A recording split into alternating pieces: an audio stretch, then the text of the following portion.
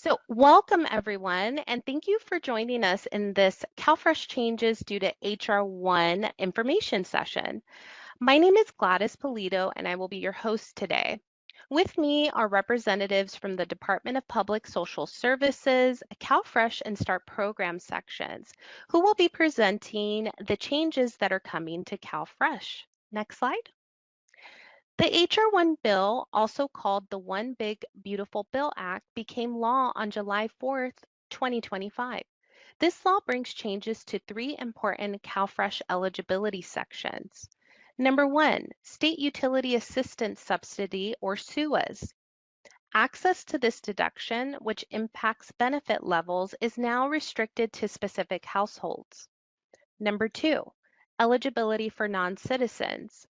Certain lawful non-citizens who were previously eligible will become ineligible. Number three, able-bodied adults without dependents, ABAWDs. The criteria for who is subject to work requirements and time limits is significantly expanded. It is important to note that while the law was signed on July 4th, 2025, the effective date for these changes varies. We will go over each section starting with SUAS. I will pass it over to our first presenter, Josefina.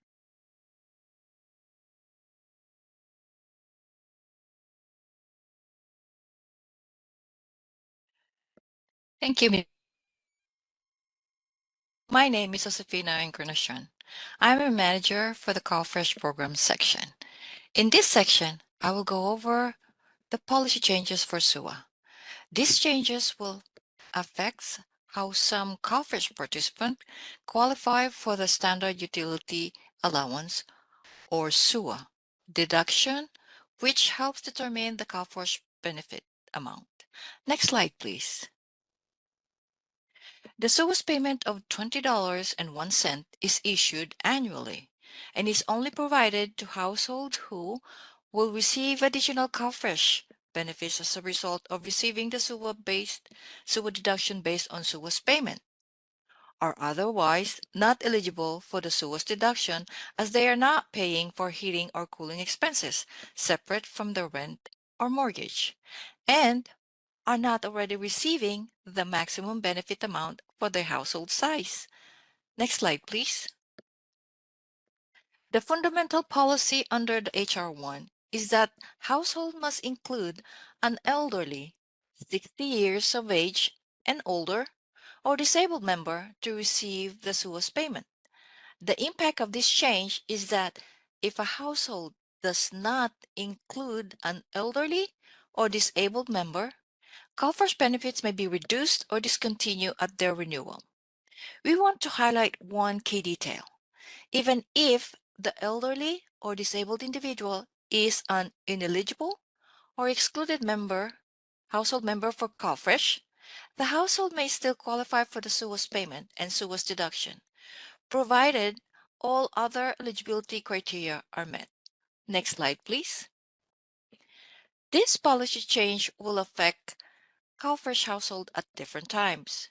For new household applying for CalFresh benefits, the SUAS policy change took effect starting November 1st, 2025. For active case, this change will take effect at the household next renewal. Next slide, please.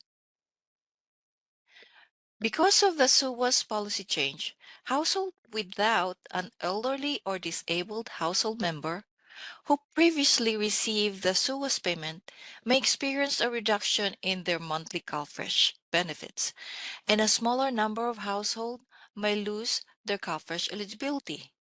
With that said, households are encouraged to report if they began paying heating and cooling expenses separate from their rent or mortgage to apply the SUA deduction based on their utility expenses. As long as the household has an elderly and disabled member, even if this household member is ineligible or excluded from the case, they may qualify for the SUAS payment and the SUAS deduction if they meet all other CalFresh requirements. As now, my colleague Ms. Imani will go over to the next policy change. Thank you. Hello, everyone. My name is Imani Forster. I'm a manager for the CalFresh program section.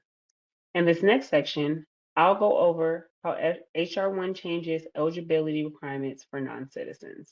Next slide, please.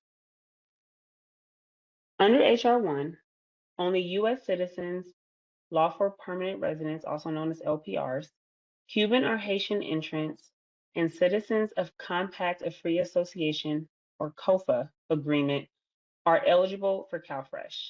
COFA countries include Marshall Islands, Republic of Micronesia, and Republic of Palau. U.S. nationals who are residents in U.S. territories such as American Samoa or Swain Islands are included in the U.S. citizen category and therefore will be eligible to CalFresh. Please note, certain LPRs will continue to be required to meet secondary eligibility conditions to receive CalFresh. Next slide, please. Under HR1, certain qualified non-citizens who were previously eligible for CalFresh will lose their eligibility. These non-citizen groups include, but are not limited to, refugees, asylees, parolees, individuals granted withholding of deportation, and more. Upon implementation of HR1, the new non-citizen eligibility criteria will apply to new applications. However, non-citizens losing eligibility under HR1 who are currently receiving CalFresh will continue to receive their benefits until their next renewal. At this time, we are pending guidance from the California Department of Social Services, also known as CDSS, and do not have any official implementation date. Once guidance is received from CDSS, impacted households will be notified through various communication efforts. We'll continue with an update from the START program section. Thank you, Imani. Hello, everyone. My name is Nicole Lang. I am a manager at the START program section, and I'll be going over the policy changes for ABAWD. The changes to the ABAWD population are substantial, impacting who is subject to the CalFresh time limit. Next slide, please. There are 5 main updates affecting individuals who must meet work requirements or who will be exempt once HR1 is implemented.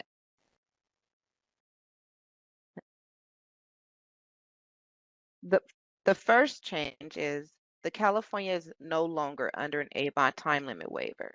Before HR1, California was given a 2-year waiver. The 2-year waiver was supposed to end on January 31st, 2027. However, post HR1, the criteria for granting waivers was changed and California's 2-year waiver was canceled. This means that our waiver ended on November 2nd, 2025, and ABAWD time limit rules will be implemented throughout our state soon. Next slide, please. Second, the age limit has been changed. Before HR1, only 18 to 54-year-olds were subject to the ABAWD time limit. After HR1, individuals between the ages of 18 and 64 are subject to the ABAWD time limit unless they qualify for an ABAWD exemption. Next slide. Thank you. Third, the child caregiver exemption has narrowed.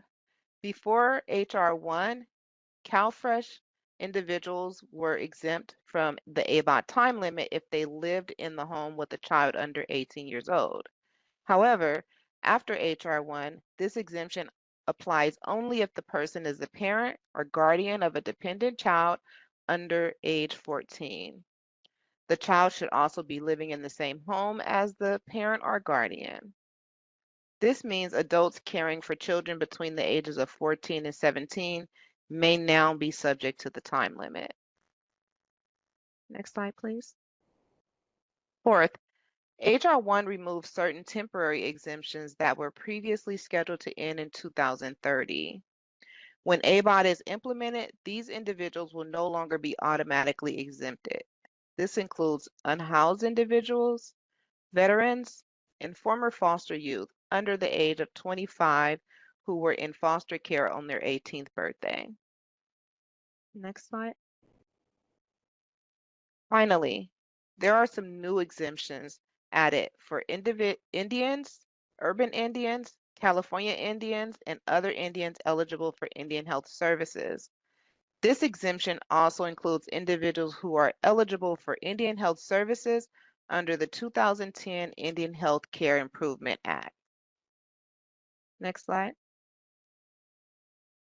Although H.R. 1 was signed into law on July 4th, 2025, and the ABAWD time limit waiver expired on November 2nd, 2025, implementation of the ABAWD time rules is pending in California.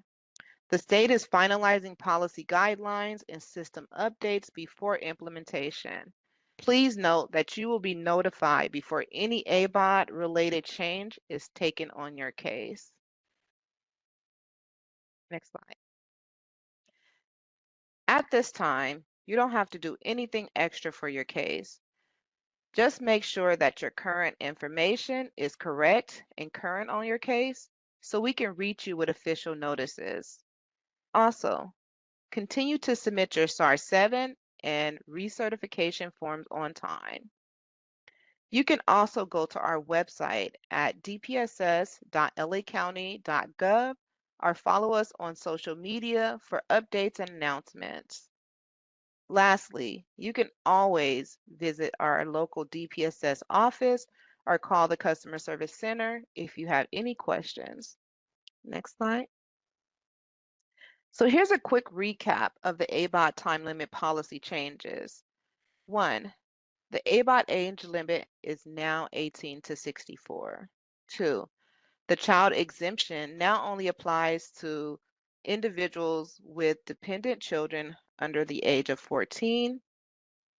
3. The automatic exemption for homeless or unhoused individuals, veterans, and former foster youth have ended. 4. New exemptions have been added for certain Indian groups. And 5. Lastly, implementation is pending, so stay tuned for updates. Now I'll pass it back to Gladys. Thank you, Nicole and Josefina and Imani for those policy updates. Now let's talk about how DPSS is actively working to help the community deal with these changes. Next slide. DPSS is committed to making the change easy for you.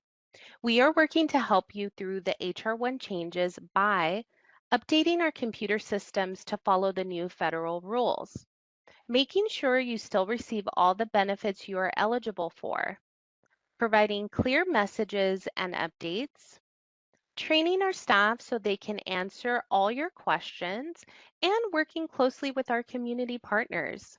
Next slide.